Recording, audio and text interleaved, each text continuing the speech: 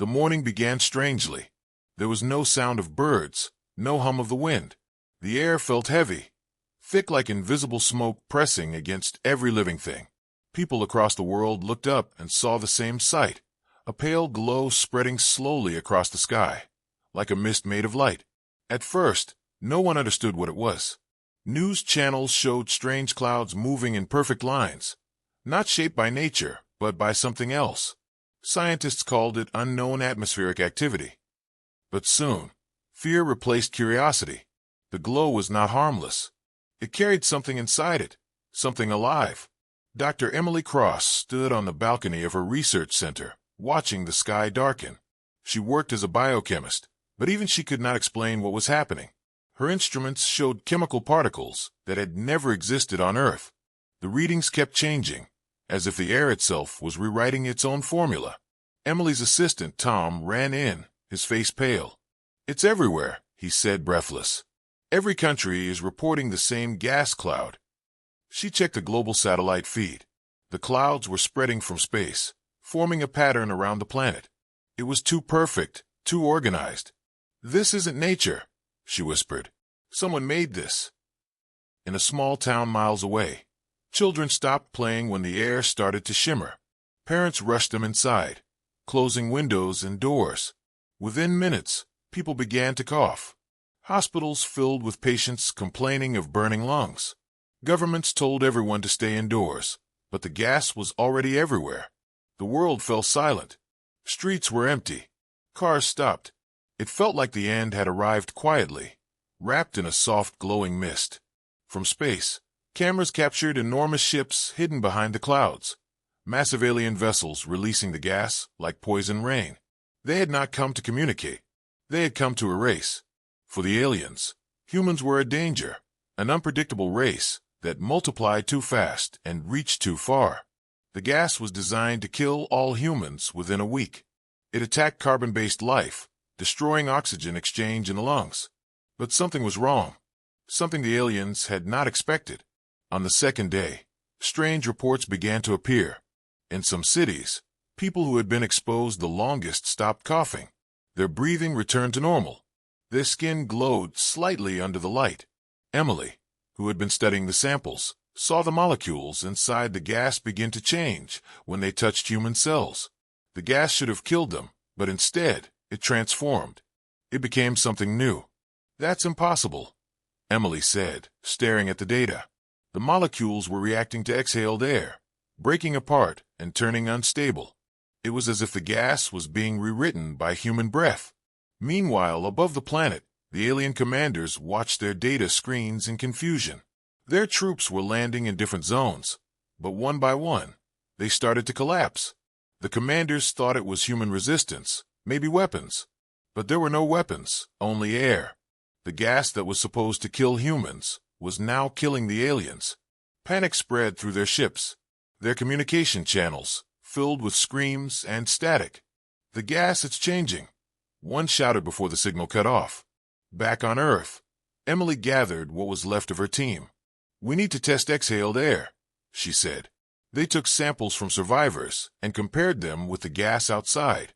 The reaction was explosive.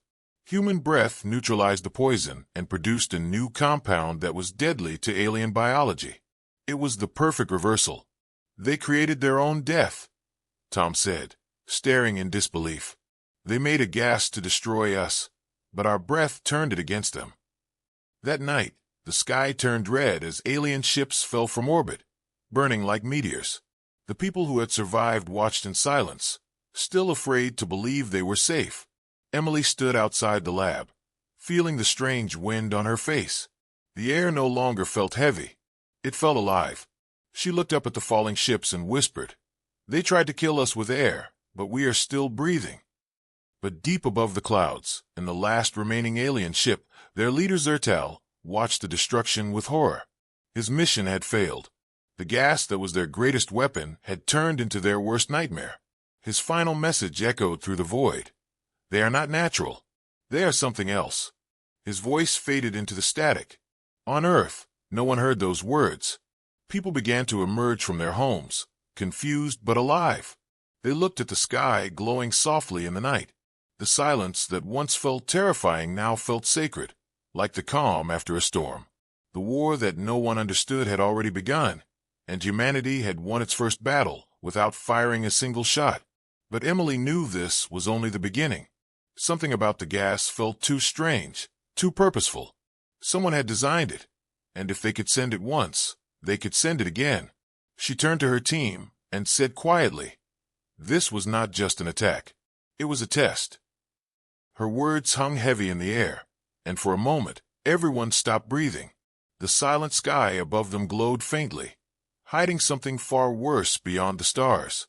The morning after the Red Night, the world was quiet once more, but it was not the same kind of silence as before. It was the silence of shock, the breathless pause after death had touched every corner of the planet, and then passed by. The streets were filled with dust and ashes, but some people had survived. Across the cities, small groups of humans were slowly coming out of hiding, their faces pale and eyes wide with confusion. Among them was Dr. Emily Cross. She stood outside the ruins of her research lab, staring at the sky that now shimmered with faint golden light. The air felt different. It no longer carried the sting of poison. It felt warm, alive, and strangely clean. She took a deep breath and realized something unbelievable. The gas that was supposed to kill them now felt like pure oxygen. Emily's mind raced as she tried to make sense of it. Her instruments had been destroyed, but she managed to recover a few portable analyzers from the wreckage. She started collecting air samples again.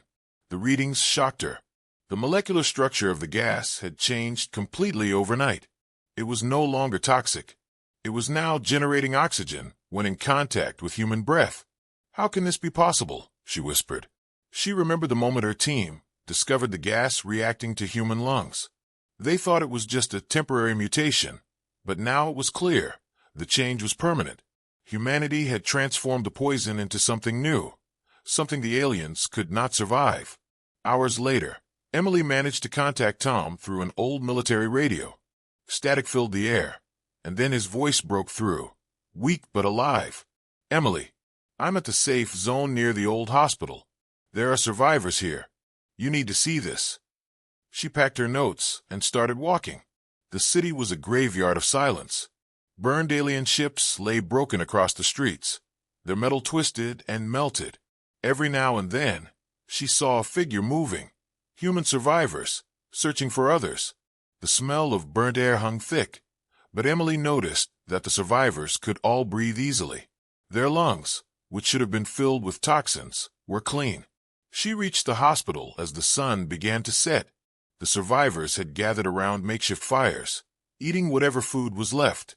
Tom waved to her from the steps. "You won't believe what's happening," he said. "Come inside." Inside the hospital, Emily saw something astonishing. Some of the survivors were healing faster than normal. Wounds closed in hours, not days. Their bodies seemed to be adapting, changing. "It's like the gas did something to us," one of the doctors said. "Their cells are regenerating at an incredible rate." Emily examined one of the patients and took a sample of his breath. Under a simple microscope, she saw a faint glow, a living microorganism floating inside the air he exhaled. "It's evolving inside us," she said softly. "The gas isn't just harmless now. It's merging with our biology." Meanwhile, above the dying planet, the remaining alien ships were in chaos. Commander Zertal was losing control of his fleet. Reports came from every section, troops dead, systems failing, air becoming toxic for their species. "What happened?" one of his officers shouted. "The gas is reversing." Zertal's dark eyes narrowed. "Impossible. It was designed to destroy carbon breathers." But their monitors showed the truth. The gas now released oxygen near human presence, but turned lethal near alien bodies. "Retreat," Zertal ordered. "Get the ships to safe orbit." But it was too late. One by one, their life systems failed. Zertal looked at Earth through the main screen and whispered, "They changed it. They changed our weapon." For the first time in his life, he felt fear. Back on Earth, Emily realized the same thing. She gathered everyone in the hospital's main hall. "Listen to me," she said. "We didn't survive by luck. The gas changed because of us. When we breathed it, Our lungs altered its chemistry. Our breath turned the weapon against them. We may have just discovered something bigger than survival. This is evolution. The people looked at her with a mix of hope and fear. They wanted to believe her, but they had lost too much. Families, homes, entire cities were gone. So what now? Someone asked. Emily hesitated. We study it, she said. We learn what we've become. That night, Emily stayed awake, watching the strange lights still moving in the sky. The alien ships were leaving orbit, but she knew it wasn't over. The data from her analyzer showed new fluctuations. The gas was still changing, adapting to the planet itself. She feared it might become unstable again. She wrote in her notebook, "The air is alive. It reacts to thought, emotion, maybe even fear. It feels like it's learning from us." As she wrote, she looked around the hospital and saw the survivors sleeping peacefully, breathing together, their lungs glowing faintly in the dark like tiny lights. It was both beautiful and terrifying. Suddenly, the radio crackled. A voice, deep and distorted, came through. It wasn't Tom this time. "Human, this is not over," the voice said. Emily froze. "Who is this?" she asked. "We are coming. You are not meant to exist." The signal vanished, leaving only static. Emily's heart raced. The voice wasn't from the retreating aliens. It was something else, something watching from beyond. She walked to the window and stared at the sky, where distant stars flickered like eyes. For the first time, she realized Earth's survival might have awakened something far worse. The first battle was over, but a new one was already waiting beyond the silent sky. High above the silent Earth, in the shadow of its orbit, the last surviving alien fleet floated in darkness. Inside the largest ship, the command deck was filled with panic. Lights flickered red as alarms echoed through the metallic halls. The once proud and powerful warriors were now gasping for breath, choking on the very air they had created. Commander Zertal stood at the observation window, his eyes fixed on the blue planet below. He could not understand how this had happened. The gas, a weapon designed to destroy all carbon-based life, had turned against them. Their scientists had tested it on countless worlds before, and it had always worked. But with humans, everything was different. The gas reacted as if the planet itself rejected their plan. "Report," Zertal demanded, his voice shaking with anger and disbelief. An officer, barely able to stand, replied, "The gas has changed its molecular form. Near humans, it produces oxygen. Near us, it becomes toxic. We can't breathe it anymore." Zertal clenched his fists. "It's impossible. The gas was made to kill them, not us." The officer coughed and fell to the floor, his skin burning from within. Zertal turned away, his heart pounding. He had seen many wars, many planets fall, but never like this. For the first time in his life, he felt something unfamiliar: fear. On Earth, Dr. Emily Cross had no idea what was happening in orbit, but she could sense that something had changed. The strange energy in the air had grown stronger. She and Tom continued studying the survivors at the hospital. Their bodies were changing faster than ever. Some people no longer needed to eat or drink as much as before.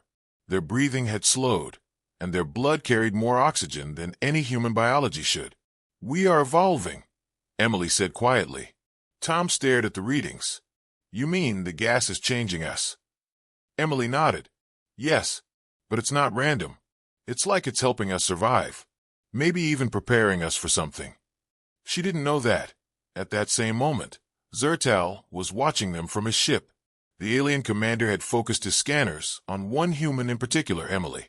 She had been on the communication frequency they intercepted earlier.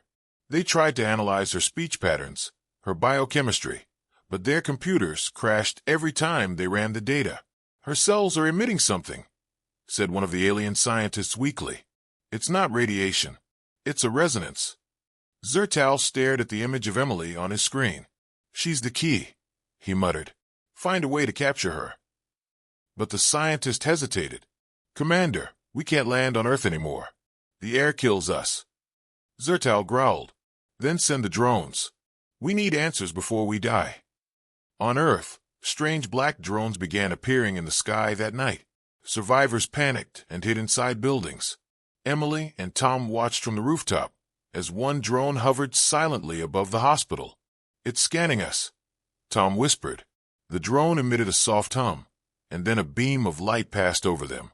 Emily felt a sharp pain in her chest, as if the air was being pulled out of her lungs. The drone jerked suddenly, its metal body cracking, and then it exploded mid-air. Emily gasped for breath as tiny pieces of burning metal rained down. "It couldn't handle the air," she said, still shaking. "Even their machines can't survive here anymore." In the alien ship, Zertal roared in frustration as the last drone feed cut off. "Every machine, every soldier, every weapon destroyed by air," he shouted. His officers watched in silence, too weak to respond. "How can humans do this?" one of them whispered. Zertal turned slowly, his voice low and dark. "They don't know what they are. They are something else." The room fell silent. Deep down, Zertal realized the truth he didn't want to accept. The gas hadn't simply mutated. It had chosen sides. Meanwhile, Emily began noticing another change. The survivors were no longer afraid of the gas. They felt stronger when they inhaled it. It was almost as if the air was giving them energy. She took a sample from one of the glowing survivors and analyzed it again. The results made her heart race. "Tom, look at this," she said. "The microorganisms inside their lungs are multiplying and forming new patterns. They're connecting like a network." Tom frowned. "You mean like they're communicating?" Emily nodded slowly.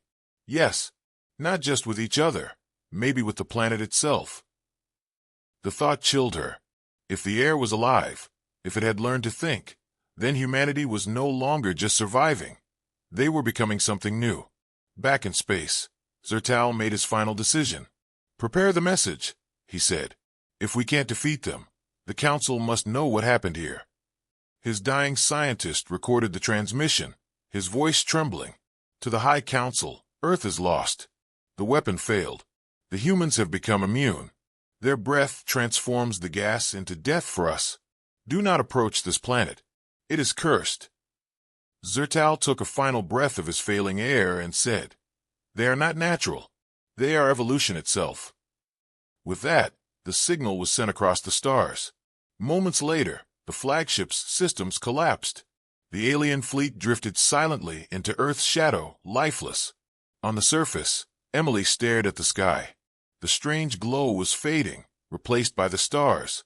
But then, the radio on her desk crackled to life again. A deep, distorted voice echoed through the static. The same one she had heard before. "You survived. Impressive." Emily froze. "Who are you?" she asked. "Not the ones who attacked you," the voice said. "We are their makers. And now we are coming." The radio went silent. Tom looked at her, his face pale. "Emily, what did it say?" She whispered, "It said they're coming." The air outside grew colder. The wind stopped again, and the stars above seemed to pulse, as if something beyond them had started to wake. Humanity had won one war, but a far greater one was now on its way. The following days were filled with uneasy quiet. The skies above Earth had cleared, but the strange golden mist still lingered in the air like a ghost that refused to leave. Dr. Emily Cross barely slept. Every hour she spent in the hospital lab, studying the new samples, brought more questions than answers. The survivors were no longer just recovering. They were changing. Their eyes glowed faintly in dim light. Their heartbeats slowed. Some could hold their breath for minutes, without effort. It was clear now that humanity had evolved in ways no one could have predicted. Emily wrote in her notes, "The gas is not only harmless, it is guiding us, reshaping us." But why? The question haunted her. No natural mutation worked this fast or this perfectly. It felt as though something intelligent was behind it. Tom brought in a metal case they found near the crash site of one of the alien ships. Inside was a black crystalline object, still humming faintly with energy. "It was buried under the wreck," Tom said. Emily examined it carefully. The object was covered in strange symbols, like a language carved in light. When she touched it, her analyzer beeped wildly. The object was broadcasting a weak signal, repeating the same pattern again and again. Emily converted the pattern into sound, and what she heard made her heart skip. It wasn't random noise, it was data. coordinates, dates, and something that looked like a timeline. "This isn't just a weapon," Emily whispered. "This was planned for thousands of years." She connected the object to what remained of their computer system. After hours of decoding, a horrifying truth began to appear. The aliens who had attacked Earth were not the original creators of the gas. They were only following old instructions. The data showed that millions of years ago, another civilization, the so-called Makers, had created the gas to cleanse entire worlds. It was meant to reset planets that grew too chaotic. Those who built it believed they were serving balance, destroying species that evolved beyond control. The aliens who released it on Earth were merely soldiers obeying ancient orders. Emily stared at the final decoded line on the screen. Humanity, inherited strain detected. Observe final stage of adaptation. Her hands trembled.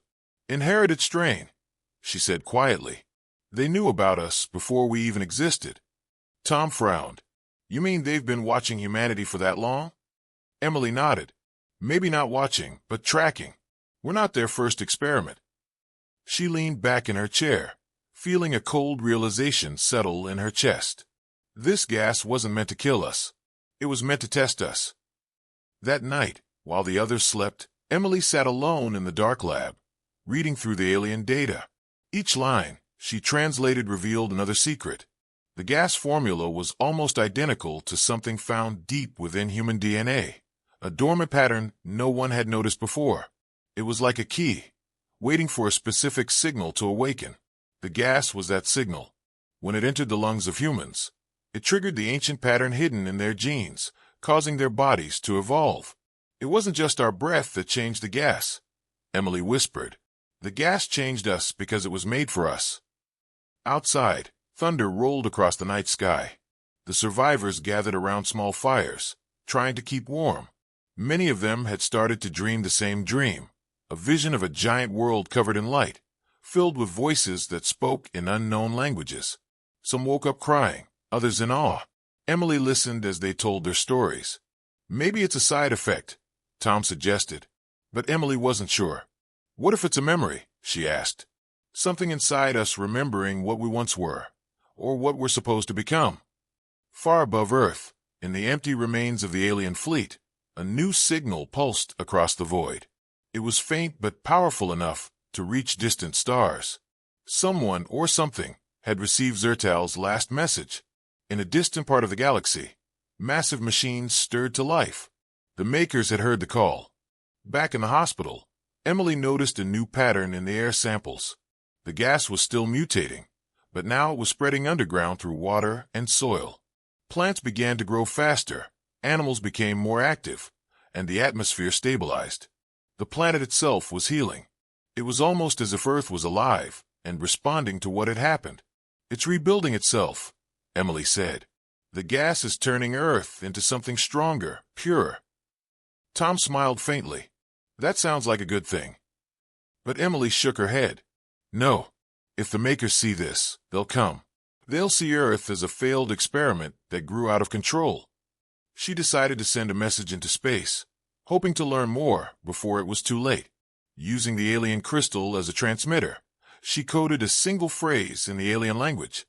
"We are awake. Why did you create us?" The signal left Earth in a beam of golden light, disappearing into the stars.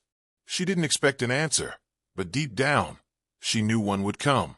The next morning, she woke to find the hospital's power systems flickering. The air outside was still, unnaturally still.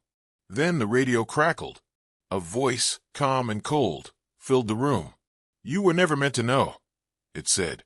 Emily froze. "Who is this?" The voice replied, "We are the Makers. You were our design. You were the gas." The signal cut off instantly. The room felt colder. Tom stared at her in disbelief. What did they mean?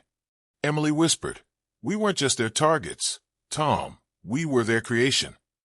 Outside, lightning split the sky, even though there were no clouds. The golden mist rose again, swirling above the ruins like a living storm. The survivors looked up, fear returning to their eyes. Emily gripped the edge of the window, her heart pounding. The truth had been hidden for millions of years, buried in human blood. They were not victims of the gas. They were born from it. And now, the ones who made it were coming back to reclaim what was theirs. The storm began without warning. The golden mist that had been peacefully drifting through the sky suddenly darkened into shades of crimson and black. The ground trembled as if something deep beneath the earth had awakened. Dr. Emily Cross stood at the hospital window, her face pale, watching the horizon burn with strange light. The survivors outside stared upward in fear. The air shimmered like heat, rippling and twisting into unfamiliar patterns. "It's starting again," Tom said, his voice trembling. Emily didn't answer. Her instruments were flashing red, the readings jumping higher every second. "The gas is changing once more," she whispered. "But this time, it's not natural. Someone is forcing it." In the far reaches of space, massive alien ships were moving toward Earth. They were different from the first attackers, larger, colder, and older. These were the makers, the ones who had created the gas, and possibly humanity itself. Their ships released waves of energy that rippled through the atmosphere, trying to undo the mutation caused by humans. The red mist that spread across the sky was their doing, an attempt to reverse the transformation of Earth. But the planet was no longer what it once was. It fought back. The air itself responded, glowing brighter with every pulse of alien energy.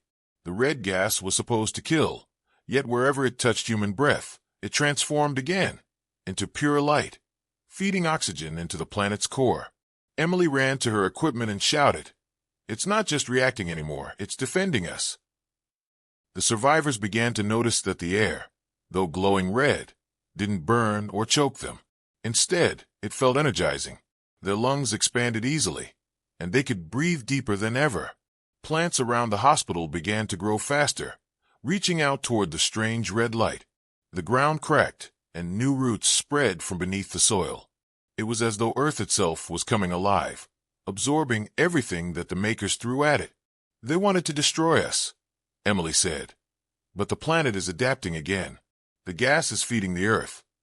Above the clouds, the makers watched in silent confusion. Their calculations failed to predict this outcome. "Impossible." One of their voices echoed through the control chamber. "No world has ever resisted the reversal gas." But the screen showed clear evidence. Every time their red gas descended, it was consumed by the atmosphere, leaving trails of golden light behind. The humans below were not dying. They were glowing. The command AI of the makers analyzed the situation. "The human strain has reached self-sustainment. The experiment has surpassed containment. Protocol termination recommended." The leader of the makers responded, "No, this is not an experiment anymore. This is evolution in defiance. We end it here." Emily and Tom watched as the sky turned a deeper red. Massive thunderclouds formed, and lightning bolts struck down across the cities. Alien energy storms ripped through the atmosphere, trying to burn away the new oxygen-rich air. Emily's computer began to spark. "They're trying to erase everything," she said. "They want to reset the planet." Tom looked at her helplessly. "What do we do?" She stared at the readings for a moment and then whispered, "We fight back, with our breath." They gathered the survivors and led them to the open field behind the hospital. "Everyone listen," Emily said loudly. "They're using the air to destroy us again. But our breath changed it before. We can do it again. Breathe together. Let it spread." The people looked at her uncertainly, but there was something in her voice that made them trust her. One by one, they began to breathe deeply, exhaling into the red mist. The air shimmered, and tiny sparks of gold began to appear. The more they breathed, the faster the red faded, replaced by a radiant golden glow. It spread like fire across the sky, wrapping around the planet like a living shield. From orbit, the makers watched in horror as their gas transformed once more. "They're purifying the air," one of them said. "Their lungs are rewriting molecular bonds." The leader's voice shook with disbelief. "They are turning our weapon into life." Emily fell to her knees, exhausted but smiling. The sky above her had turned bright gold, casting light across the ruined world. "It's working," she whispered. "The air is healing again." But then her instruments detected something new, a pulse of energy from deep beneath the planet. It wasn't from the aliens. It was from Earth itself. The data showed massive energy buildup spreading through the crust. "Tom, the planet is reacting," she said. "It's absorbing too much power." The ground began to shake violently. Mountains cracked, rivers boiled, and lightning danced across the sky. "It's like the Earth is alive," Tom shouted. Emily could barely hear him over the roar. "It's defending us, but it doesn't know when to stop." Far above, the Maker leader gave his final command. "If we can't reclaim this world, we will end it." Their ships charged enormous energy cannons, preparing to fire a beam powerful enough to vaporize the planet. But before they could shoot, the golden energy surrounding Earth erupted outward. A blinding flash filled space, knocking the Maker fleet off course. Their systems shut down one by one. The wave of light carried the power of 1 billion human breaths. It traveled across the solar system, burning through the darkness. The leader of the Makers managed to send one last message. They are no longer human. They are the planet itself. When the light faded, the sky returned to calm. The golden mist was gone. Emily opened her eyes and saw the stars again. The air was clear and cool, filled with the scent of life. Trees that had been burned were now covered in green leaves. Rivers glowed faintly under the moonlight. Humanity had not only survived, they had changed the world forever. Emily stood up slowly, her voice soft but full of awe. "We didn't just fight back," she said. "We became something new. We are part of the Earth now." Tom looked at her, eyes wide. "So what happens next?" Emily stared into the stars, where the Maker fleet had vanished. "Next," she said quietly, "we find out if they're truly gone." But in the distance, far beyond the night sky, something still moved, a faint red light, flickering like an eye-opening once more. The world had changed forever. Weeks passed since the golden light had filled the sky, and the air that once carried death now shimmered with quiet life. The red clouds were gone, replaced by soft silver mist that moved like breathing lungs above the forests and oceans. Every living creature on Earth seemed stronger, calmer, more aware. Plants grew faster, animals acted with unusual intelligence, and the survivors, the new humans, felt connected to everything around them in ways they couldn't explain. Dr. Emily Cross stood on a cliff overlooking the rebuilt landscape, her hair blowing gently in the clean air. Her lungs felt light, her body filled with energy even after days without sleep. The air itself was alive, and she could feel it pulsing with her heartbeat. "It's as if the planet is breathing through us," she said quietly. Tom stood beside her, watching the sunrise. "Or maybe," he said, "we're breathing for it." Back at their camp, the survivors had begun building small shelters and gathering food. But something about their behavior had changed. They didn't argue, didn't panic. Everyone worked together almost instinctively. Even people who had never met before understood each other's thoughts with just a look. Emily recorded every observation in her notebook. "The connection between humans seems stronger," she wrote. "They are communicating without words. It's possible the microorganisms in our lungs are forming a shared neural link." It sounded impossible, but she had seen enough to know nothing was impossible anymore. That night, strange waves of light danced across the sky, auroras brighter than any seen before. They moved like veins of energy across the atmosphere, pulsing in rhythm with something deep beneath the planet's surface. Emily took readings, and her instruments showed massive activity coming from the Earth's core. The planet wasn't just recovering, it was transforming. "The gas has reached every layer of the atmosphere," she explained to Tom. "It's creating a new balance, something stable but different. It's as if the Earth itself has become one living organism." Tom frowned. "If that's true, what happens to us?" Emily stared into the glowing horizon. "Then we are part of its body, its breath, its voice." But not all was peaceful. Some survivors began reporting strange dreams, visions of enormous structures rising from beneath the ground, of voices whispering in an ancient language. One night, a man woke up screaming, claiming he saw the ocean turn into eyes that watched him. Emily started to fear that the link between humans and the planet might not be under their control. She examined the man's breath under a microscope and gasped. The microorganisms inside his lungs were replicating too fast. spreading to his bloodstream. His eyes glowed faintly as if something inside him was alive. "It's evolving faster than we thought," Emily said. "The planet's adaptation might be outpacing us." Meanwhile, in the far distance of space, debris from the destroyed Maker fleet drifted silently. But within one of the wrecked ships, a single signal remained active. It transmitted constantly, seeking any receiver that could understand it. Deep beneath the ocean floor on Earth, something heard the call. A massive structure, ancient and buried for millions of years, awoke. Its metal surface cracked open, releasing streams of glowing water that rose to the surface like veins of light. Emily noticed the sea shimmering in the distance. "Do you see that?" Tom pointed. "The ocean, it's glowing." They ran toward the shore, where the water rippled with golden patterns. The air above it hummed softly, almost like a heartbeat. Emily realized that whatever was under the ocean was connected to the gas, perhaps even its origin. "This planet isn't just alive," she said. "It's remembering." The survivors gathered by the beach, watching in awe as pillars of light shot from the water, forming a ring of energy that reached the clouds. The ground shook, and a deep voice echoed through the air, not from any being, but from the earth itself. It wasn't a language, but everyone understood it. The message was clear: "We are awake." Emily fell to her knees, tears in her eyes. "It's communicating with us," she whispered. "The earth, it knows us." Tom looked terrified. What if it doesn't need us anymore? For the first time, Emily didn't have an answer. The humans had merged with the planet's breath, but now it was acting on its own. "Maybe we were only the spark," she said quietly, "and now the fire burns without us." Days later, storms began forming again, but they weren't destructive. They moved with purpose, shaping rivers, cooling deserts, and spreading seeds across wastelands. Every change felt guided, deliberate. The planet was rebuilding itself perfectly.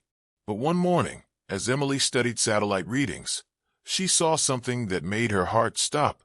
A massive energy wave was approaching from space, the same signature as the Maker technology. "They're not done with us," she said. Tom's face turned pale. "But their fleet was destroyed." Emily shook her head. "This isn't a fleet. It's a signal, a recall." The Makers had realized Earth had survived, and now they wanted their creation back. As the energy wave reached the upper atmosphere, the golden air reacted violently. Thunder rolled across the planet. The survivors felt pressure in their lungs, as if something inside them was being pulled upward. "It's trying to separate us from the planet," Emily shouted. The wave wanted to strip the microorganisms out of every human body, to remove the mutation and reset humanity. But the earth fought back. The ground glowed, lightning struck the sky, and the auroras turned blood red. Emily fell to the ground, clutching her chest. She could feel the energy inside her lungs pushing outward, trying to resist the pull. "We can't let them take it," she gasped. Tom reached for her hand. "Then what do we do?" She looked into the sky, her eyes burning with golden light. "We breathe together one last time." All around the world, survivors began to exhale, releasing waves of shimmering air. The gas rose to meet the energy wave, colliding in a burst of light that split the heavens. The shock wave echoed across the stars, and the Maker's signal vanished into silence. The earth settled once more, calm and quiet. Emily lay on the ground, her breathing slow but steady. The air around her was still glowing faintly. "It's over," Tom whispered. Emily looked at him and smiled weakly. "No," she said. "It's just beginning. We've become part of the earth, and the earth has become something greater than any of us." She closed her eyes, listening to the rhythm of the planet's breath, a soft and endless whisper that promised both peace and warning for what was yet to come. The world had entered a strange peace. After the golden storm and the vanishing of the Maker signal, Earth seemed calm again. The survivors had built small villages where cities once stood. The sky was clearer than it had ever been. The oceans glowed faintly at night, and the air carried a soft hum that reminded everyone that the planet was alive. Dr. Emily Cross spent her days studying this new harmony, writing notes about how life had evolved since the transformation. Plants grew enormous, animals communicated in ways they never could before, And humans could feel the planet's pulse. Every breath they took connected them to the world. Every heartbeat matched the Earth's rhythm. It felt peaceful, almost holy. But deep inside, Emily knew peace never lasted. Something beneath the surface was moving, waiting, remembering. One morning, she felt it again, the same low vibration under her feet that she had felt weeks ago. The ground trembled slightly, not enough to frighten the villagers, but enough to make her heart race.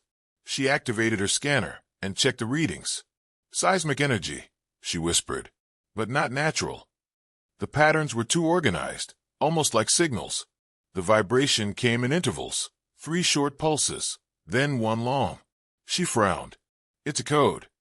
Tom joined her, carrying a small box filled with new instruments they had built from alien scraps. Still obsessed with your sensors? He joked, but when he saw her expression, his smile faded. You're serious, aren't you? Emily nodded. It's coming from deep under the crust.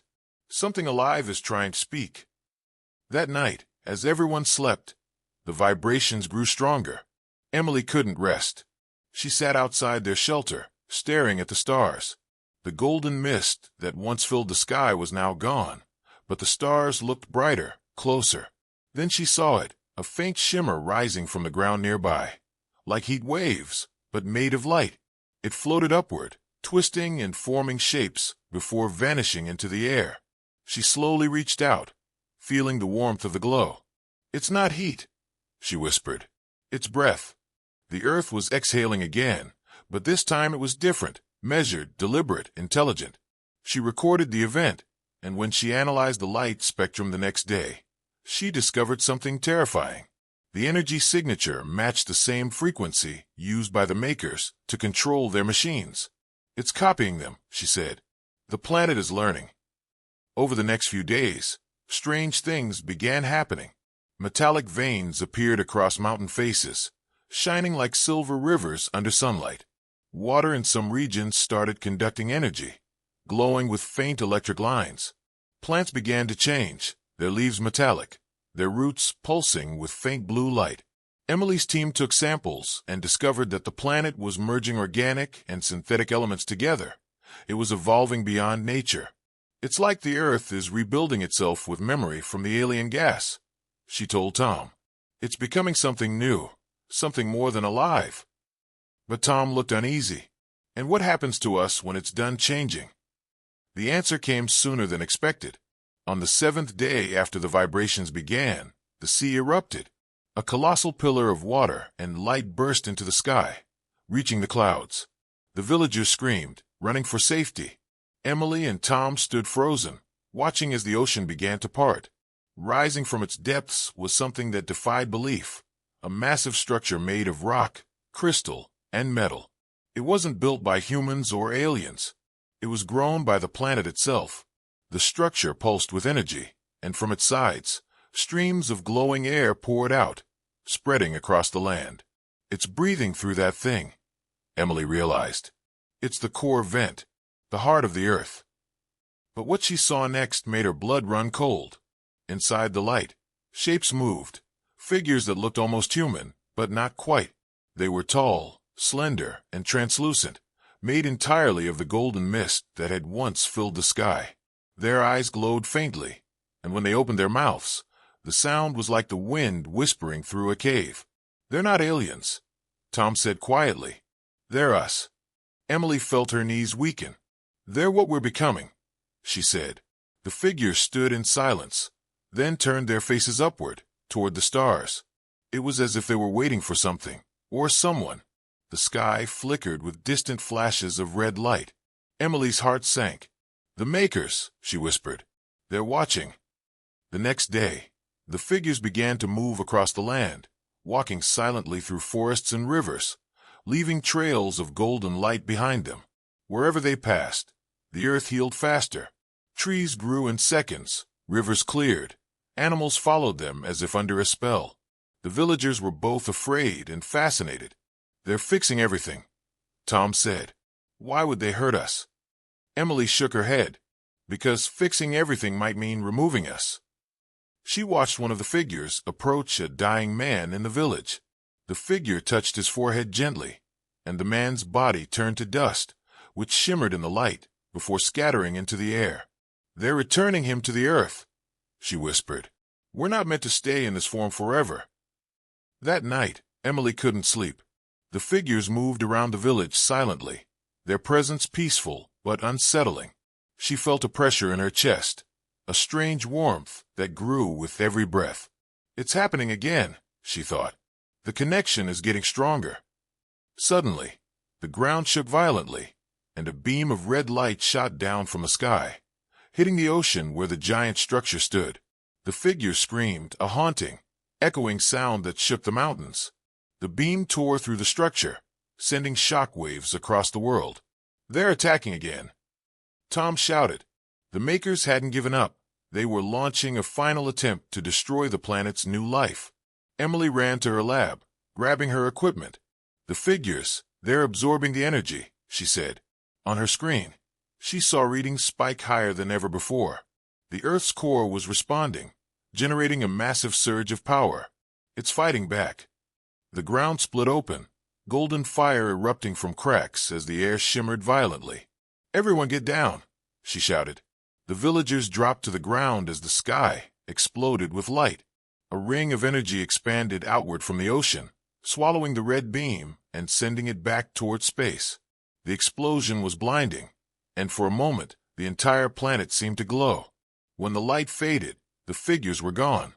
The ocean was calm again, and the night sky was filled with quiet stars.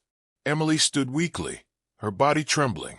She could still feel the planet breathing through her, stronger than ever. "It's still alive," she said softly. Tom looked up at the horizon where the sea shimmered faintly. "Do you think they'll come back?" Emily took a deep breath, her golden eyes reflecting the starlight. "They already have," she said. "They're inside all of us now." And far beneath the waves, in the heart of the glowing structure, something vast and ancient opened its eyes for the first time. The earth had awakened, and it remembered everything. The world no longer felt silent. Every breath of wind carried whispers. Every ripple of water hummed with hidden meaning. The survivors could sense it. The planet was speaking. It wasn't in words or sounds, but in emotion, energy, and rhythm. Trees swayed in perfect timing with the heartbeat of the earth, and even the stars above seemed to blink in the same steady pulse. Dr. Emily Cross had stopped sleeping days ago. Her eyes glowed faintly now, and her breath left a golden mist in the cold air. She was changing again, like many others. Humanity was no longer purely human. They were becoming extensions of the living planet. Some called it evolution. Others called it the end of mankind. Tom walked beside Emily through the remains of the coastal city that once stood proud, but was now swallowed by vines and shining roots. Buildings looked like skeletons wrapped in silver branches. The air shimmered softly, glowing with life. "Do you hear it too?" Tom asked quietly. Emily nodded. "Yes, the earth is calling us." The hum beneath their feet was stronger now, and it grew louder with every step they took toward the ocean, where the massive structure had risen days ago. The water around it still glowed faintly, and strange symbols pulsed across its surface like veins of light. "It's not just breathing anymore," Emily said. "It's thinking."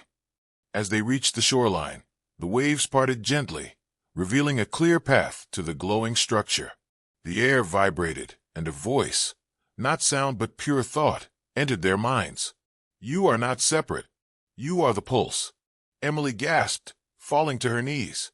"It's speaking to us directly," she whispered.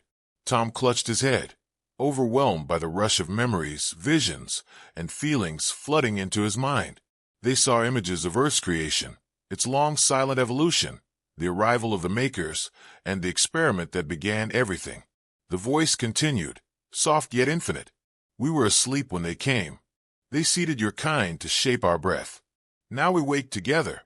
Emily looked up at the structure, her heart pounding. "You're the consciousness of the earth," she said, "and we were part of you now." The voice responded with warmth and sorrow. "You were meant to destroy the poison they brought, but now the poison becomes balance.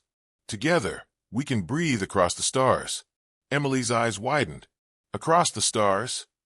The vision changed again, showing countless worlds, all lifeless and silent, waiting. The earth wanted to spread its breath beyond its limits. It wanted to live in the universe through them, through humans. Tom stared at the vision, terrified. You mean to spread life, or to take it? The voice paused. To exist. To remember. To continue the cycle that began before you. Suddenly, the vision shifted again, and Emily saw something far more frightening. Beyond the stars, something vast and red was moving. The remnants of the makers. They were building again, forging something enormous. A machine the size of a planet, designed to drain the energy of living worlds. They are coming, the voice said. They wish to silence all breath. Emily stood up, her fear turning to determination. Then we have to stop them, she said. The voice replied, you cannot stop what they are, but you can become what they fear. The ground trembled beneath her feet, and a blinding golden light rose from the ocean. The energy wrapped around Emily and Tom, lifting them into the air. They couldn't move, couldn't breathe, but it didn't matter. They didn't need to. The golden light flowed into their veins, rewriting them on a molecular level. The voice echoed through their minds. You will be my bridge. The breath bearers. The world will speak through you. When the light faded, they stood on the shore again, but everything felt different. The air obeyed their thoughts. The waves bent around their feet. They could feel the pulse of the planet inside their hearts. Tom looked at his hands, trembling. We're connected, he said. Emily nodded slowly. We are the planet now. The next day, strange phenomena began happening around the world. Golden storms moved across deserts, leaving forests in their wake. Volcanoes erupted, but instead of ash, they released luminous air that healed the sky. People everywhere reported dreams of a voice whispering the same words, breathe with us. Those who resisted felt weak and ill, but those who accepted it became something new. Stronger, calmer, brighter. Humanity was transforming rapidly, guided by the planet's will. But Emily noticed a darker undertone in the connection. Deep within the golden hum, there was a second rhythm, faint but steady, something foreign. It's the Maker's code, she realized. It's still here, buried inside the Earth's breath. The planet might have adapted to it, but it hadn't fully erased it. That night, Emily dreamed of the red planet-sized machine again. It was moving closer, feeding on energy from distant suns. And this time, she could hear voices inside it, the Makers. They defy order. They have become chaos. The experiment must end. She woke up gasping, her hands glowing faintly. The planet's voice whispered in her mind. Do not fear. The breath cannot be undone. But she wasn't sure anymore. If the Maker's signal was inside the planet's energy, it could mean one thing, a link.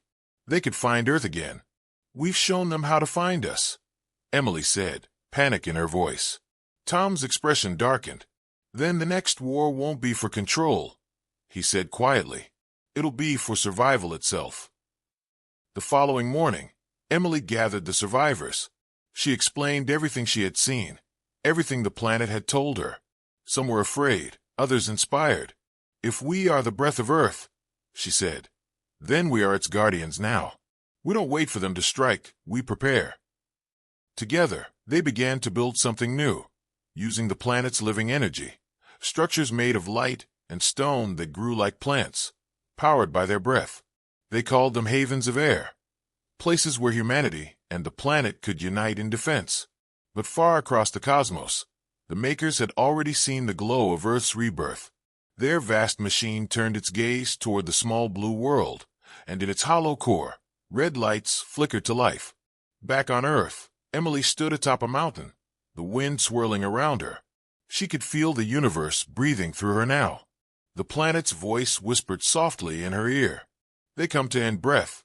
You must show them life cannot end.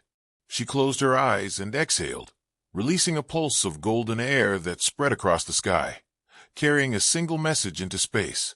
We are ready. The stars began to change. For months the night sky had been calm, filled with the gentle hum of golden light that connected all living things.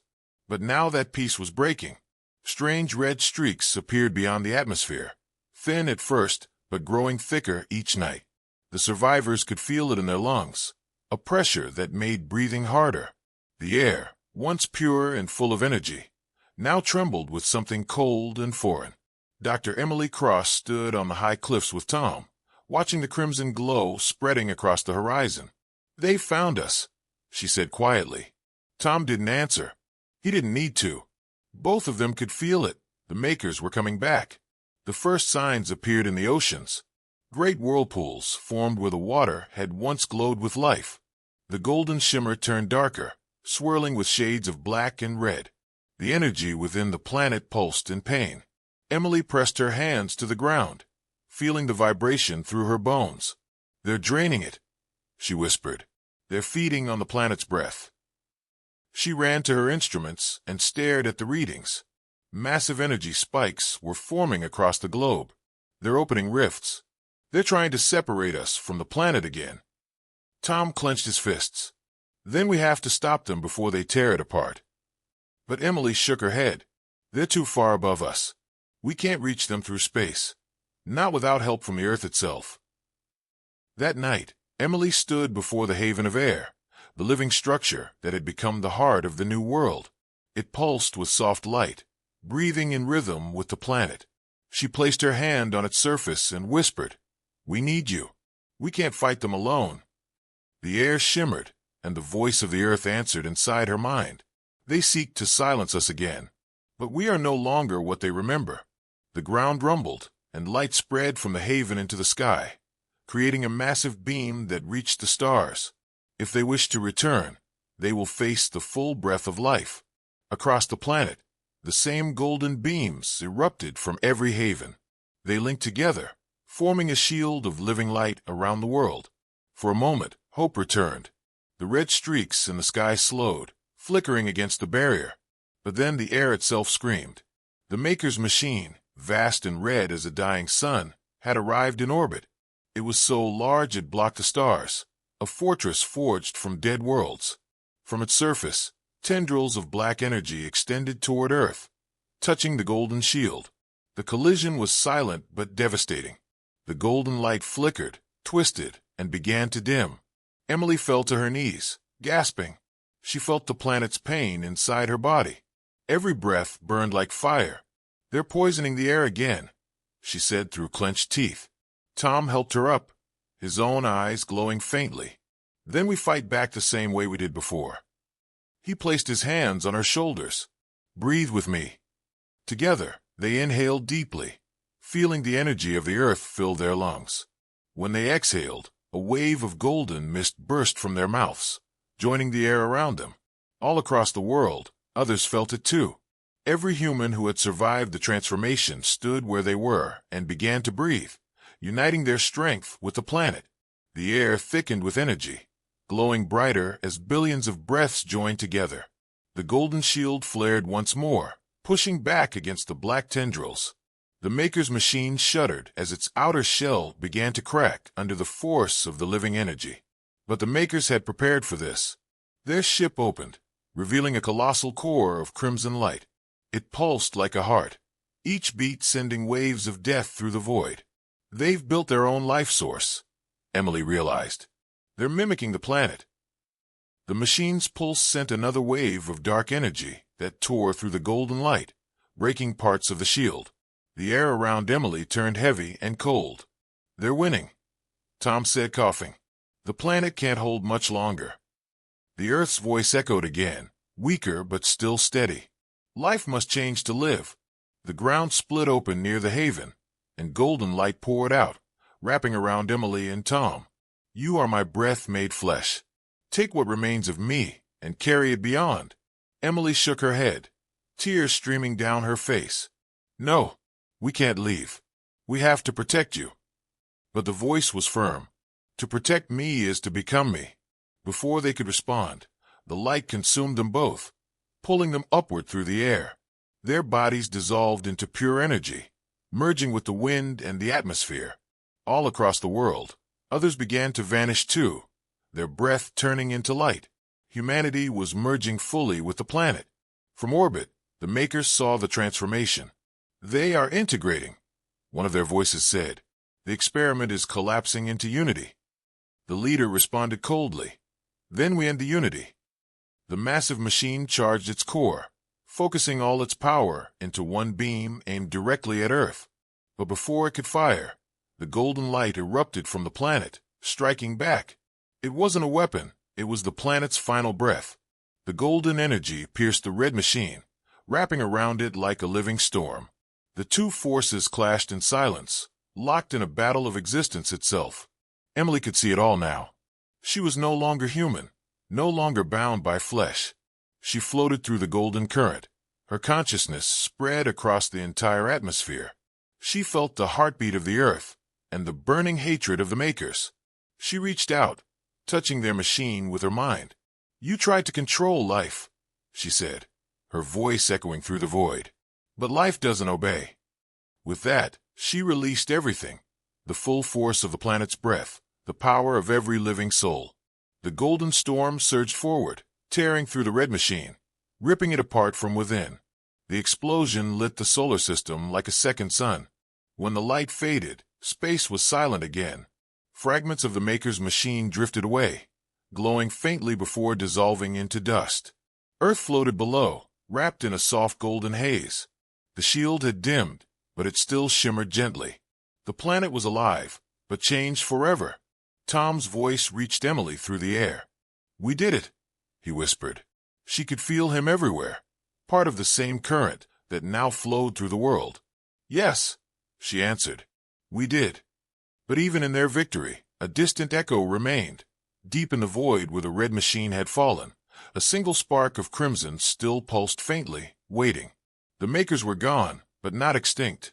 And Earth, though safe for now, could feel the next breath of the universe, waiting to test it once more.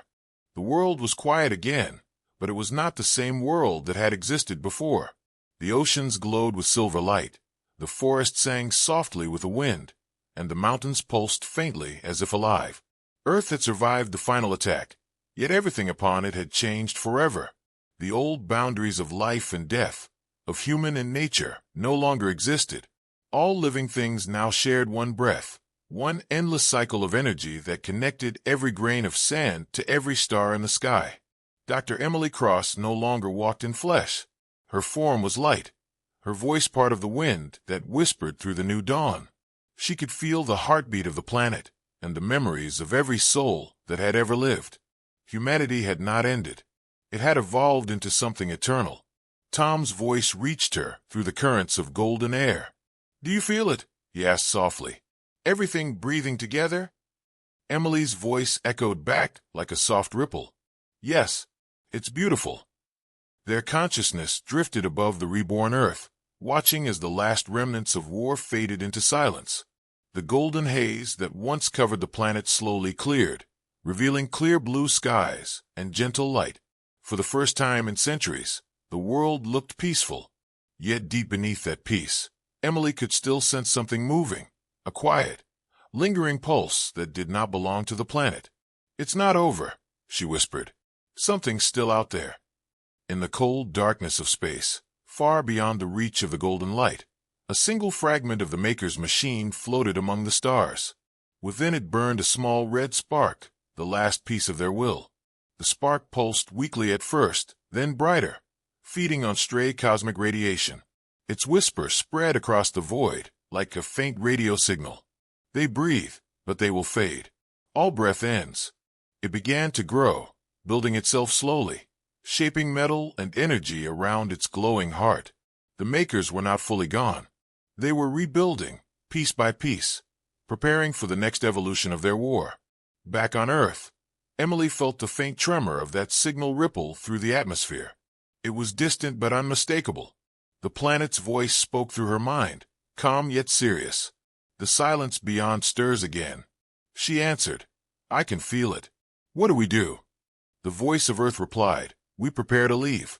Emily's essence trembled. "Leave?" she asked. "We have learned all that this world can teach.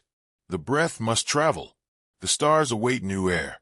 The realization struck her. Earth intended to spread its life beyond itself, just as the Makers once had, but this time through harmony instead of conquest. Over the next years, or what humans would have once called years, the planet began to change once more. The golden air condensed into streams of energy that rose toward the upper atmosphere. Enormous columns of light formed around the old havens, reaching into space like living towers. They pulsed rhythmically, carrying pieces of the planet's essence upward. These were not weapons or signals. They were seeds, fragments of Earth's consciousness meant to travel through the void, carrying life wherever they landed. The oceans glowed brighter, and waves of energy rippled outward from the core, creating new patterns in the magnetic field that extended far into space. Emily and Tom drifted within that light, watching the transformation unfold. "We're turning into a star," Tom said with awe. Emily smiled through the currents. "No, we're turning into a voice, a song that will travel forever." Together, they watched as the first seed broke free of the atmosphere, glowing like a comet of gold. It drifted silently into the cosmos, leaving a trail of light behind it. Then another followed, and another, until the night sky was filled with golden lines stretching outward in every direction. Humanity's final legacy was not a civilization or an empire. It was breath itself, spreading through the universe. But far beyond the reach of those lights, the red spark still grew stronger. It had rebuilt enough of its mind to think again. It remembered the experiment, the failure, and the rebellion.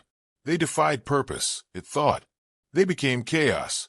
They must be contained.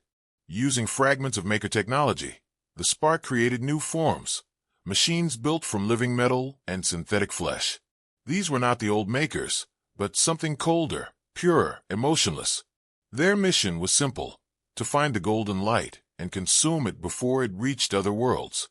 The battle that had begun around Earth was about to spread into the stars. Emily sensed it before the first attack came. The golden trails that stretched across the void began to flicker as the new machines struck them one by one. "They're trying to stop the breath," she said. The planet's voice responded. Then the breath must defend itself. The golden energy surged brighter, wrapping around the seeds like living armor. Each beam of light twisted and folded, forming shapes, giant wings, tails, and claws. From pure energy, creatures were born, vast beings of light that moved through space as if swimming through water. They were the guardians of the breath, and within each one lived the memory of humanity. Emily and Tom guided them from within the current, their consciousness linked to every glowing creature. The battle was silent but fierce, light clashing against darkness across the emptiness of space. The red machines fired streams of energy that tore through the void, but the golden beings absorbed them, turning destruction into warmth. One by one, the machines fell apart, their red sparks fading into nothing. But the largest one, the core of the makers, still burned. It spoke directly to Emily through the static of the void. "You think you have won," it said, "but all breath must end. Life consumes itself." Emily's voice echoed through the golden storm, calm and defiant. "Then we will become what cannot die." She drew all the energy she could from the surrounding light, from the planet itself, from every seed that had ever been released. The golden current surged into her being, and she became blinding, almost like a star. "This is the final breath," she whispered. She rushed toward the red core, colliding with it in a burst of light, so bright that the stars disappeared. For a moment, there was only silence. Then, from the darkness, a new light emerged, soft, golden, and eternal. The red spark was gone. Far away, the earth glowed gently beneath its rebuilt sky. The oceans were calm, the forests green, the air pure. The planet whispered softly to itself, its voice filled with both grief and pride. The breath continues. Across the stars, countless golden lights drifted silently, carrying with them the memory of a world that had refused to die. Humanity had become the breath of the universe, forever moving, forever alive, and forever reminding the cosmos that even in the face of extinction, life will always find a way to breathe again.